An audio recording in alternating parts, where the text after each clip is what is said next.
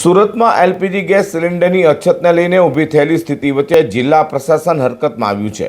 સુરત જિલ્લા collector doctor Saurabh પારધીની અધ્યક્ષતામાં સંબંધિત વિભાગોની હાઈ લેવલે બેઠક યોજાઈ હતી, જેમાં ગેસ સપ્લાય અને કાળાબજારી અંગે ચર્ચા કરવામાં આવી હતી। સુરત શહેર અને જિલ્લામાં ગેસ સિલિન્ડરની અછતની ચર્ચા વચ્ચે જિલ્લા કલેક્ટર સૌરભ પારધીએ હાઈ લેવલ બેઠક યોજી હતી। જિલ્લા કલેક્ટર ડોક્ટર સૌરભ પારધીએ જણાવ્યું હતું કે સુરત શહેરમાં ડોમેસ્ટિક એલપીજી ગેસનો પૂરતો પુરવઠો ઉપલબ્ધ છે અને લોકોને ગભરાઈને જરૂરિયાત કરતાં વધુ સિલિન્ડર ખરીદવા નહીં તે અપીલ પણ કરી હતી। ગેસ સપ્લાયનું સંચાલન ઓઇલ કંપનીઓ દ્વારા કરવામાં આવે છે અને રાજ્ય સરકારનો ગાઈડલાઇન તથા ક્રાઇટેરિયા મુજબ પુરવઠો આપવામાં આવી રહ્યો છે। તેમણે વધુમાં જણાવ્યું હતું કે હાલમાં કેટલાક ઉદ્યોગોને કોમર્શિયલ ગેસ સિલિન્ડર મેળવવામાં મુશ્કેલી પડી રહી છે, જેને લઈને પ્રશાસન દ્વારા ખાસ કમિટી રચવામાં આવી છે અને ગેસ કંપનીઓ તેમજ એજન્સીઓ સાથે સંકલન કરવામાં આવ્યું છે। સાથે જ એક હેલ્પલાઇન નંબર 1800232022 પણ જાહેર કરાયો છે, જ્યારે ગેસ સંબંધિત ફરિયાદ અથવા માહિતી આપી શકાય છે। શહેરમાં અત્યાર સુધીમાં ગેસ લાઇન માટે અંદાજે 200 જેટલી અરજીઓ મળી હતી, જેના નિકાલ માટે આગામી 7 દિવસમાં કાર્યવાહી કરાશે તેમ કહી જો ક્યાંય કાળાબાજી અંગે ફરિયાદ મળશે તો પુરવઠા વિભાગની ટીમ પોલીસ સાથે મળી ગોડાઉન પર તપાસ કરીને કાર્યવાહી કરાશે તેમ પણ કલેક્ટર ડોક્ટર સૌરભ પારધીએ જણાવ્યું હતું।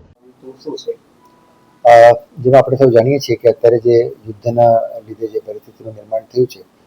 એમાં ગવર્મેન્ટ ઓફ ઇન્ડિયા અને ગવર્મેન્ટ ઓફ ગુજરાત તરફથી ઘણી બધી જે સૂચનાઓ અને એક એ હતી, આ બાબતમાં આપણે એક ડિસ્ટ્રિક્ટ ટાસ્ક ફોર્સની પણ રચના કરી છે, જેમાં જે કન્સર્ન્ડ જેટલા પણ ડિપાર્ટમેન્ટ્સ છે અને ગવર્મેન્ટ ઓફ ગુજરાત અને ગવર્મેન્ટ ઓફ ઇન્ડિયા તરફથી અમુક જે પ્રાયોરિટીઝ અને એસેન્શિયલ સર્વિસીસ જે નક્કી કરવામાં આવી છે એમને રેશનલાઇઝેશન માટે એક કમિટીની પણ નક્કી કરી છે। સાથે સાથે જ આપણું એક ફોકસ છે કે અત્યારે જેટલી પણ પાઇપ્ડ નેચરલ ગેસ એમાં કન્વર્ટ થઈ શકે, જેના કારણે જે સિલિન્ડર્સ અને એના ઉપર જે એલપીજી છે એના ઉપરથી જે ભારણ છે એ ઓછું થાય, એના માટે અમે જેટલી પણ ગુજરાત ગેસ પાસે અરજીઓ પેન્ડિંગ હતી અને કોઈ એનઓસીના કારણે કે કોઈ ડિપાર્ટમેન્ટની મંજૂરી બાબતની વાત હતી, એટલે અમે એસએમસી, આરએનબી, એનએચએઆઈ અને એટલે બધા જેટલી પણ અમલીકરણ એજન્સીસ છે જે લોકોના પરમિશનની જરૂર પડે છે,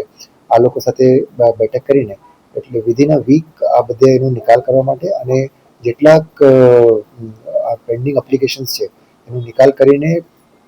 પાઇપ નેચરલ ગેસમાં કેવી રીતે આપણે એલપીજી કન્વર્ટ કરી શકીએ છીએ એ બાબતનું એક આખી મિટિંગનું આયોજન કર્યું હતું। સુરતમાં ગેસ બોટલની સમસ્યાઓને ચાલી રહેલી વાતો વચ્ચે કલેક્ટરે હાઈ લેવલ મિટિંગ યોજી તમામ અધિકારીઓ અને એજન્સીઓને માર્ગદર્શન આપ્યું છે।